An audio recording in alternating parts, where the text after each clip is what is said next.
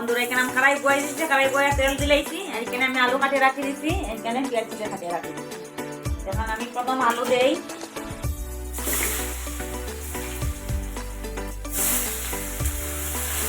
প্রথম আলু দিয়া আলুটা একটু ভাজি। এখানে আমার আলু লাল লাল করে ভাজা হয়ে গেছে। আমি এখন দিলে পেঁয়াজের পাতা।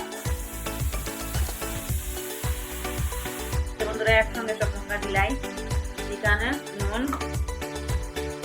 হলুদ গুঁড়ো অল্প দিচ্ছি, অল্প লঙ্কা গুঁড়ো। এখানে জিরা দিতাম না, ধনিয়া না।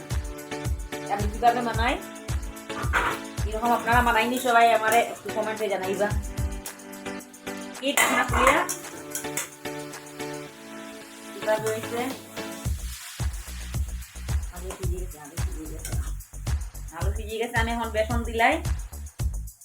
এরকম বেসন দিয়ে খেয়ে খেয়ে খাও, আমার একটু জানাইবা।